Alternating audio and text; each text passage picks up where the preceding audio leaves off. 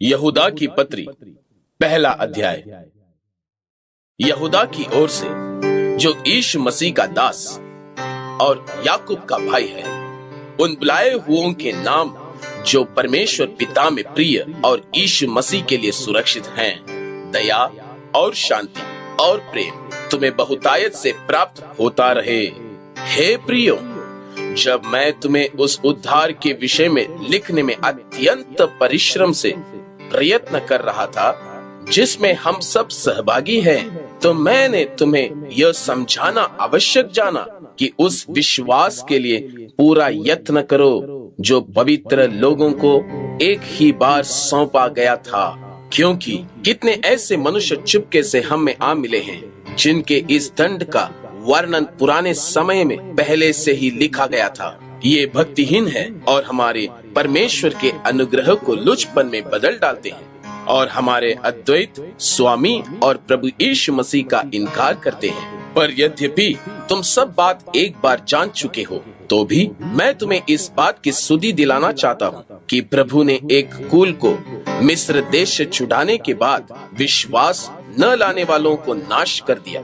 फिर जिन स्वर्गदूतों ने अपने पद को स्थिर न रखा वरन अपने निज निवास को छोड़ दिया, उसने उनको भी उस भीषण दिन के न्याय के लिए अंधकार में जो सदा काल के लिए है बंधनों में रखा है। जिस रीति से सदोम और अमोरा और उनके आसपास के नगर जो इनके नाई व्यभिचारी हो गए थे और पराये शरीर के पीछे लग गए थे, आग के अनंत दंड में पड़कर दृष्टांत ठहरे हैं, उसी रीति से ये स्वप्नदर्शी भी अपने अपने शरीर को अशुद्ध करते और प्रभुता को तुच्छ जानते हैं और ऊंचे पद वालों को बुरा भला कहते हैं। परंतु प्रधान स्वर्गदूत मिकाईल ने जब वह शैतान से मूसा की लोथ के विषय में वाद विवाद करता था, तो उसको बुरा भला कह के दोष लगाने का साहस न किया, पर यह कहा कि प्रभु तुझे डांटे।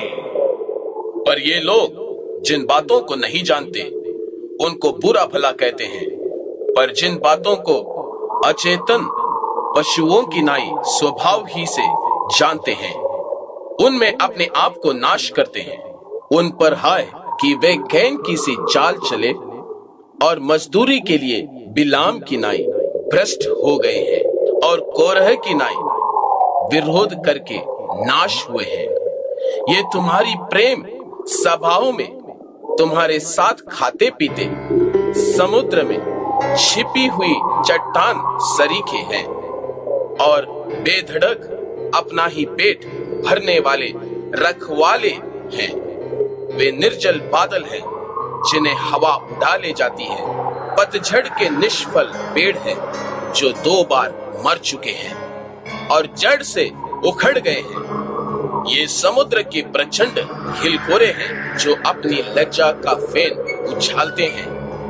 ये डावाडोल तारे हैं जिनके लिए सदा काल तक घोर अंधकार रखा गया है।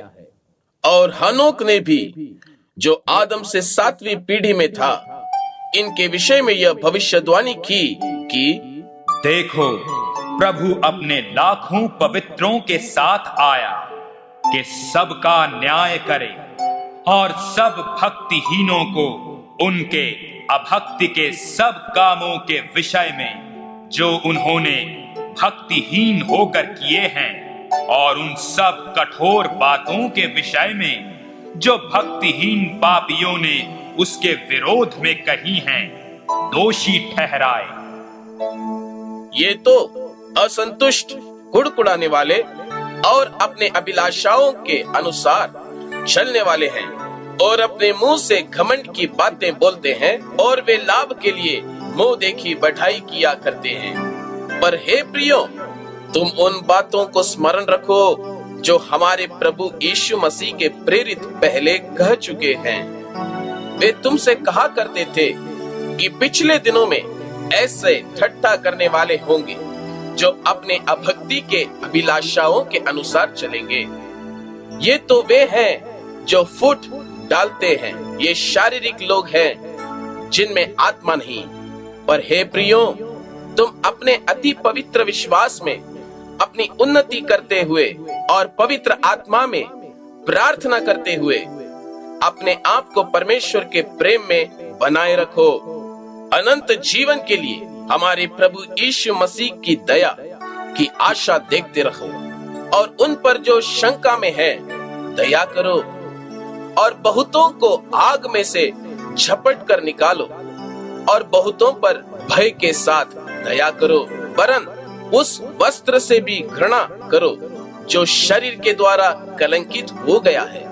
अब जो तुम्हें ठोकर खाने से बचा सकता है और अपनी महिमा की भरपूरी के सामने मगन और निर्दोष करके खड़ा कर सकता है, उस अद्वैत परमेश्वर हमारे उद्धारकर्ता की महिमा और गौरव और पराक्रम और अधिकार हमारे प्रभु यीशु मसीह के द्वारा जैसा सनातन काल से है, अब भी हो और युगान युग रहे। आमीन।